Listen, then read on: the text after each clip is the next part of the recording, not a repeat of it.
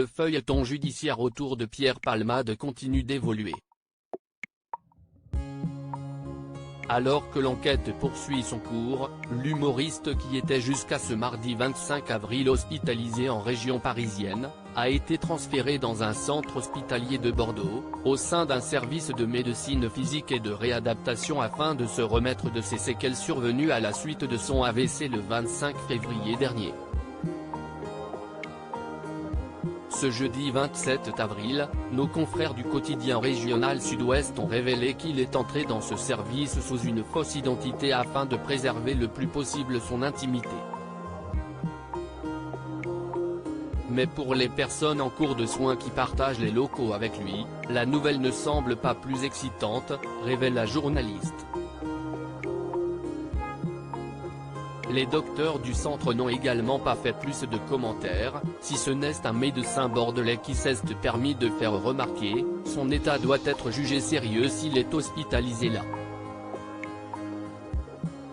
Ce transfert de centre de soins serait une volonté de la famille de l'humoriste afin de le rapprocher de sa sœur Hélène, chirurgien dentiste de la région et qui s'est efforcé depuis le début de l'affaire à tout mettre en œuvre pour protéger son frère, mais aussi de sa mère Réanne, avec qui il a repris contact depuis ce tragique accident et les événements qui ont suivi.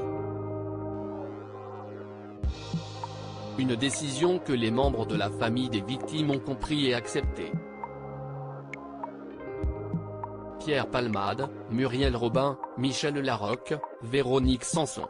Les femmes de sa ville. Pierre Palmade, pourquoi le 6 mai risque d'être une date importante pour lui? La prochaine échéance attendue dans le dossier concernant l'affaire Pierre Palmade est prévue pour le 6 mai prochain. À cette date, selon plusieurs médias, il est possible que Pierre Palmade puisse bénéficier d'autorisation de sortie de l'hôpital lors des week-ends, si les médecins le permettent.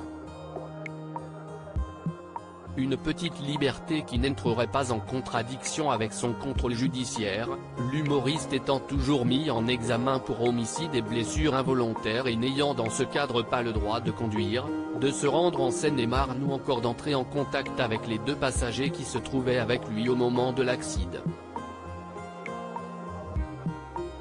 Quant à son procès, il devrait avoir lieu d'ici plusieurs mois. Crédit photo, Jack Tribeca.